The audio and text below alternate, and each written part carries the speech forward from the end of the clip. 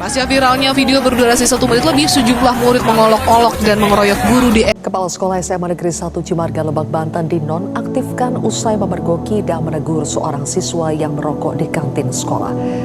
Dalam video tersebut tampak sang ayah mendatangi sekolah untuk mempertanyakan tindakan seorang guru yang diduga menampar anaknya. Peristiwa bermula ketika sang siswa memanjat tembok sekolah hingga roboh. Diminta membayar denda damai sebesar 25 juta usai diduga menampar seorang murid. Ironisnya, Zuhdi yang telah mengabdi sebagai pengajar selama lebih dari 30 tahun ini hanya menerima gaji Rp450.000 yang dibayar setiap 4 bulan sekali. Pada saat ini tentunya honorer tidak memiliki masa depan atau masih abu-abu ya Pak. Nah, saya seorang guru, bukan malaikat, juga bukan pula manusia yang berhati suci. Saya hanya ingin mendidik dengan penuh hati. Tidak hanya berkorban waktu, tenaga, jarak, tetapi pengabdian dan tanggung jawab untuk mencerdaskan anak didik kita semuanya. Dan selama masih ada harapan di mata mereka, kami akan terus mengajar. Meski dunia kebijakan tidak berpihak kepada kami.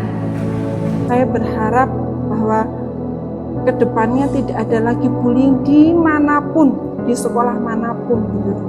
Dan semoga kedepannya sekolah itu menjadi tempat yang paling nyaman, paling aman buat anak-anak dalam menuntut ilmu.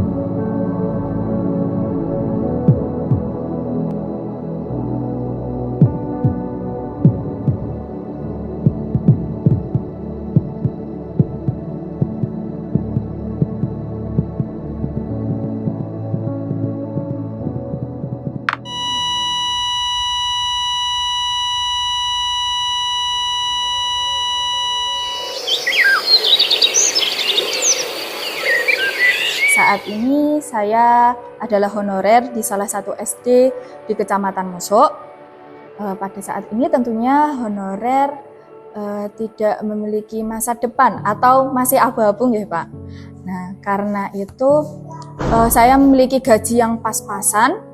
Konon katanya menyerah lebih mudah daripada bertahan. Kadang saya berpikir apa mungkin ya pindah ke lain profesi, terus melihat teman-teman yang sudah bisa beli ini itu, terus bisa pencapaian-pencapaian, saya merasa wah kayaknya pindah profesi lebih seru gitu.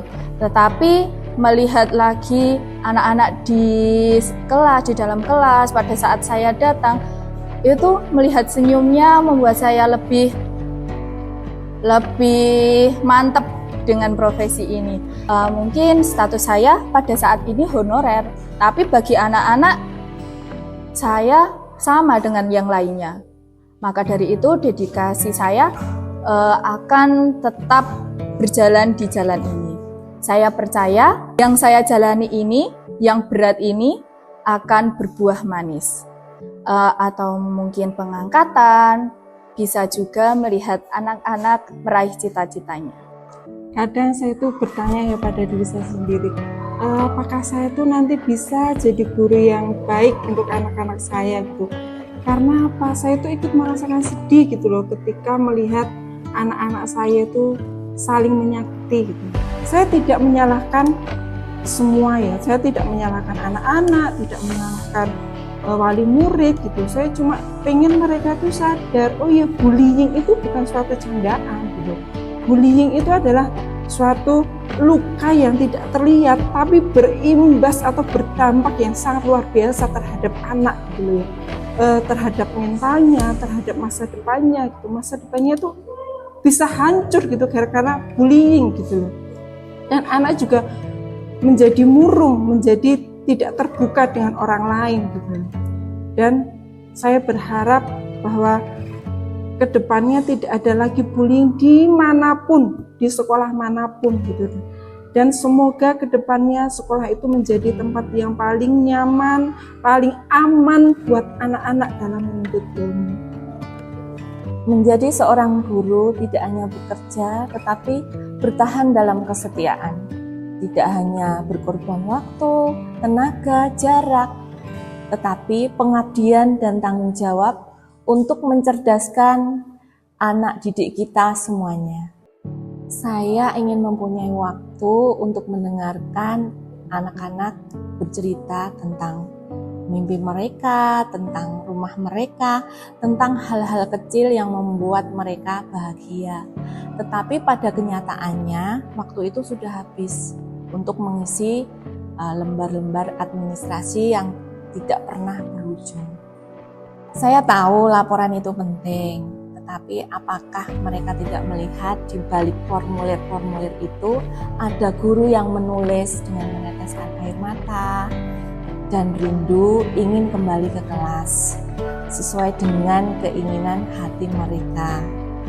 Tapi tujuan saya ingin memintarkan anak bangsa, walaupun di bawah tumpukan-tumpukan administrasi, saya tetap seorang guru. Kadang saya bertanya pada diri sendiri, sebenarnya apa yang sedang kami kejar? Baru saja terbiasa dengan satu kurikulum, tiba-tiba datang kurikulum baru lagi, yang istilah, format, dan tuntutan yang berbeda. Katanya demi pendidikan yang lebih baik. Tapi di lapangan, kami guru justru merasa seperti kelinci percobaan kebijakan. Kami tidak menolak perubahan. Kami tahu dunia terus bergerak. Tapi tolong, berilah kami waktu untuk belajar. Percayalah, kami juga ingin maju. Tapi jangan buat kami berlari tanpa arah. Kami hanya ingin yang sederhana, kurikulum yang berpihak kepada murid, tapi juga menghargai perjuangan para guru. Mungkin kami lelah, tapi kami tetap bertahan. Karena di depan sana ada puluhan pasang mata kecil yang menatap kami dengan harapan. Dan selama masih ada harapan di mata mereka, kami akan terus mengajar. Meski dunia kebijakan tidak berpihak kepada kami. Saya seorang guru, bukan malaikat, juga bukan pula manusia yang berhati suci. Saya hanya ingin mendidik dengan penuh hati. Namun entah sejak kapan profesi guru itu menjadi seolah-olah saya berdiri di atas medan yang penuh dengan jebakan. Kami para guru kadang merasa sendirian. Ketika ada masalah tidak ada yang membela.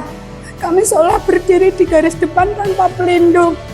Kami tidak mengharapkan atau tidak gila kehormatan. Kami hanya ingin dipahami bahwa tindakan pendidikan kami hanya untuk kebaikan mereka. Meskipun lelah, sering disalahkan, kami tetap hadir dengan senyum yang sama.